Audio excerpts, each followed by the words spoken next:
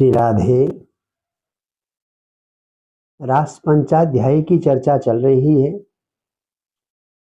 कल हमने सुना था सारी गोपियां जब गोपियों में अभिमान का अंकुर होने के कारण भगवान अंतर्धान हो गए थे। गोपियों ने चारों ओर देखा, ढूंढा।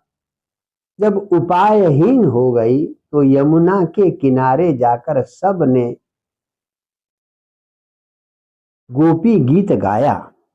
तो गोपियों की विरह व्यथा से युक्त, उस समर्पण भाव से युक्त उस गोपी गीत को सुनकर भगवान, और जब ये गाकर रोने लगी गोपियां, रुरुदु सुस्वरम राजन, बड़े स्वर में, एक स्वर में सारी रोने लगी। तो तब भगवान उनके सामने प्रकट होते हैं। तासामाविरभुत्सौरी स्मयमानः मुखाम्बुज, यानी भगवान का मुख कमल मुस्करा रहा था।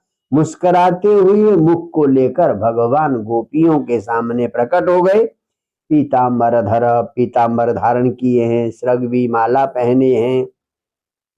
साक्षात मनमथ, यानी सबसे सुंदर माना जाता है कामदेव। यहाँ तो कामदेव के को भी मथित करने वाला, कामदेव से भी सुंदर भगवान देख रहे थे। जब गोपियों ने श्री कृष्ण को देखा, प्रत्युत्फुल्ल दृशो बला, सारी गोपियों का चेहरा प्रेम से खिल गया। पहले जहां रो रही थी, दुखी थी, तो प्रेम से सारी गोपियों का अपना चेहरा खिल गया। उपतस्तु युगपत सर्वास्तन्व, जब ऐसे खड़ी हो गई जैसे मरे हुए प्राणी में प्राण आ जाए। तन्व प्राण विभागतम, मानो शरीर में प्राण आ गए हो, ऐसे सारी गोपियां खड़ी हो गई।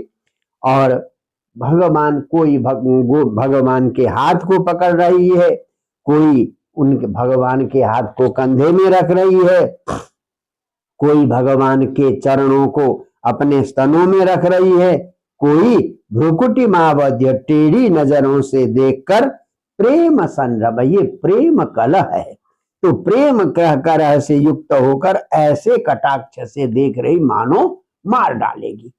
ऐसे गुस्से से भगवान को देख रही कोई।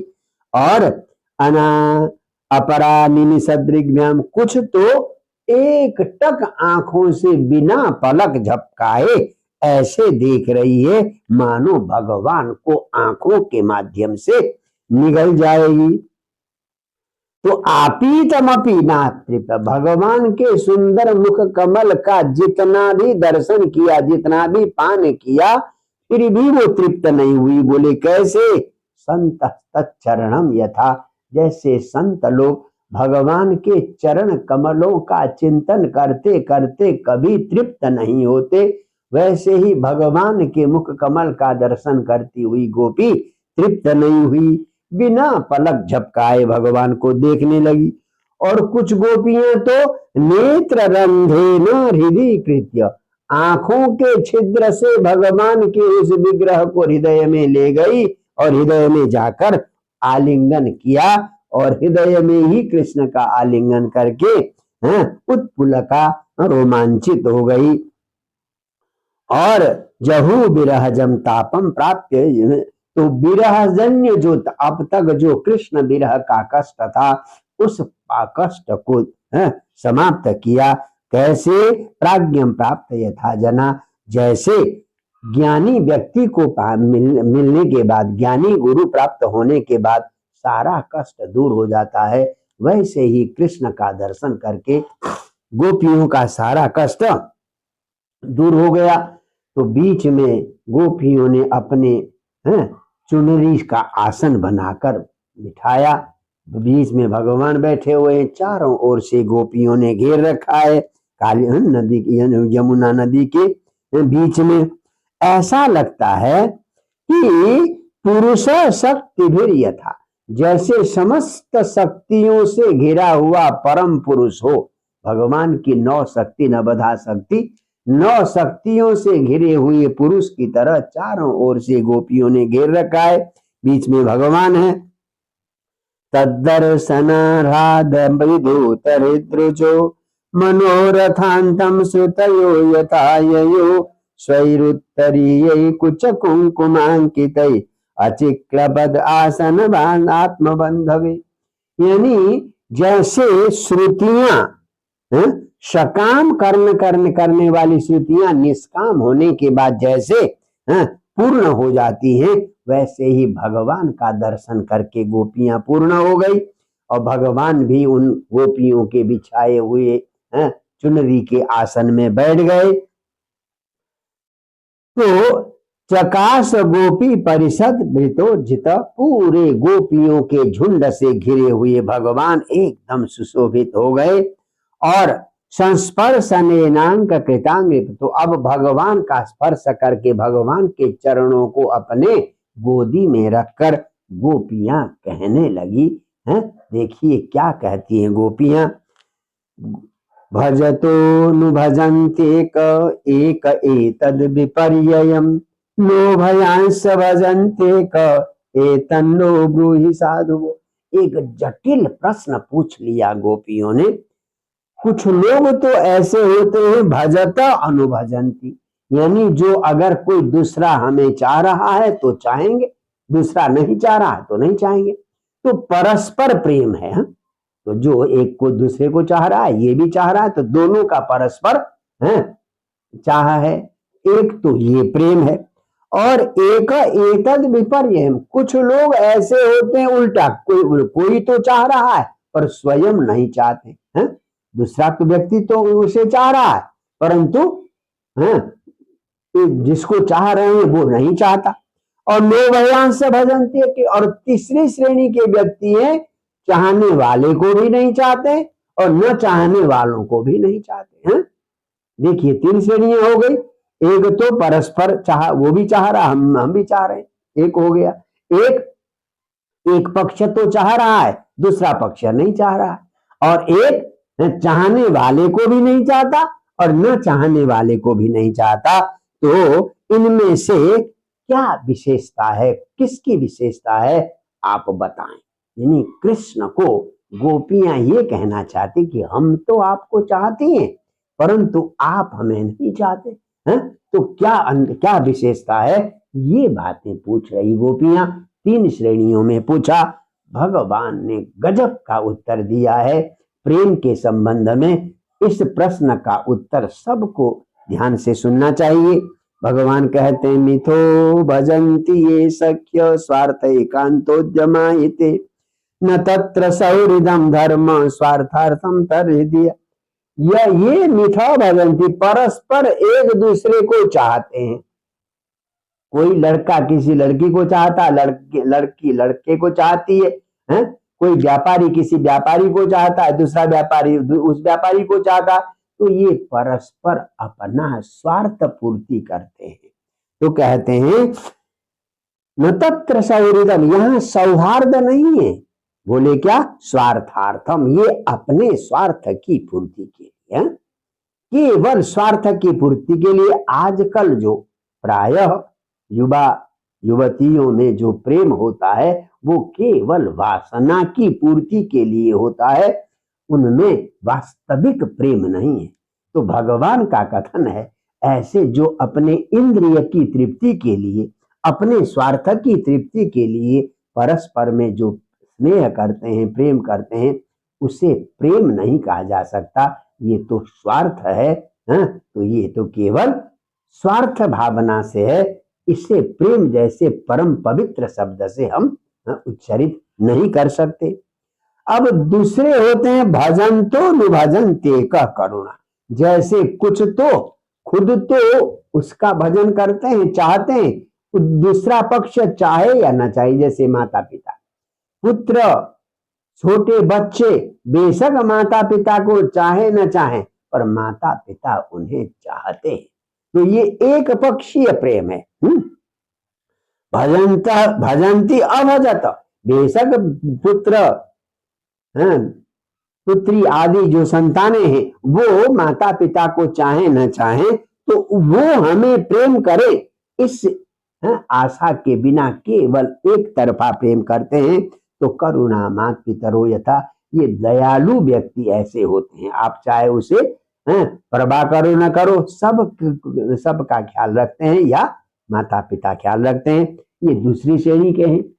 और तीसरी श्रेणी के हैं भजन्त्य भजतो धर्मो निरपवादोत्र सौहृदम च सुमत। यहाँ एकदम शुद्ध धर्म है यहाँ पर, क्योंकि वो मुझे प्रेम करे ये अपेक्षा नहीं है। एक तरफा प्रेम हो रहा है कि हमें अपना कर्तव्य करना है।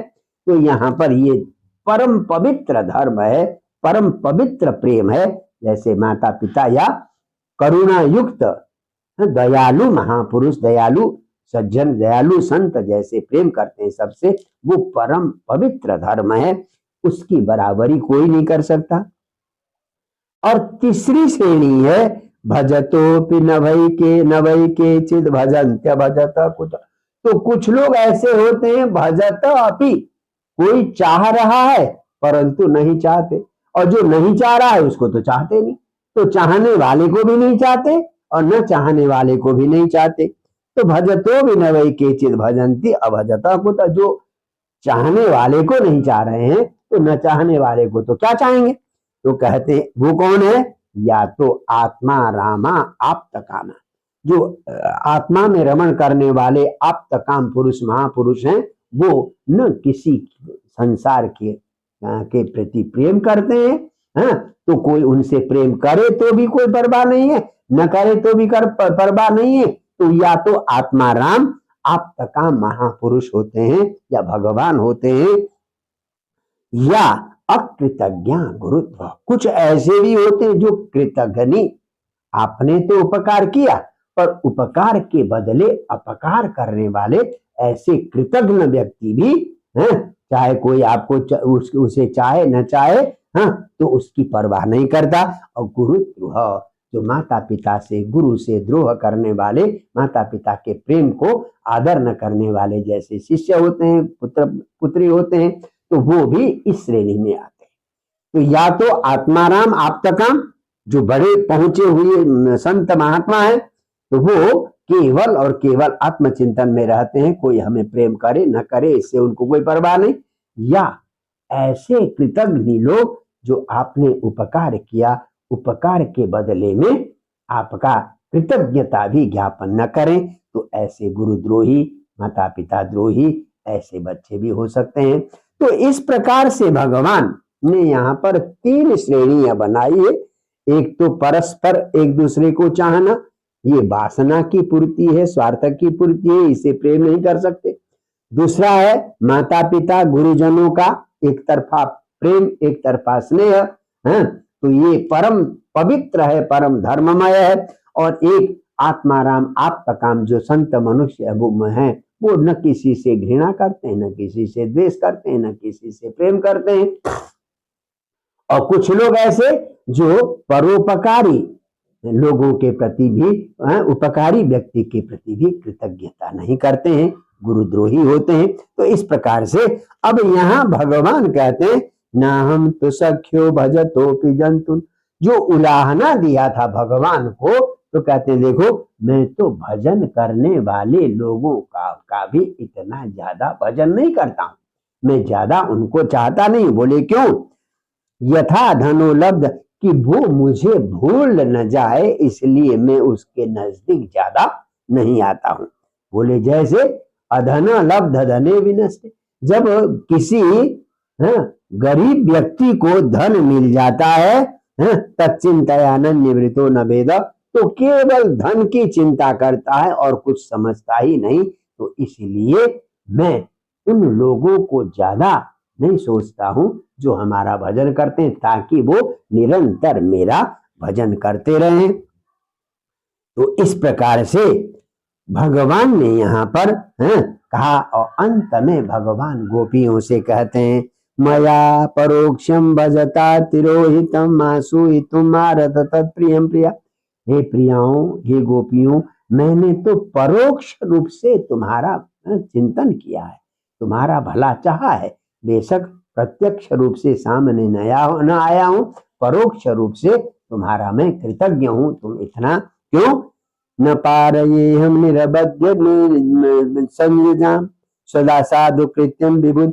तुमने जो इतना स्नेह मुझे दिया है, क्योंकि गोपी के स्नेह में स्वार्थ नहीं है। पहले कहा था ना कि गोपियां वासना पूर्ति के स्वार्थ से कृष्ण का भजन नहीं कर रही, तो इसलिए या भजन मां दुर्जरक देखे श्रृंखला।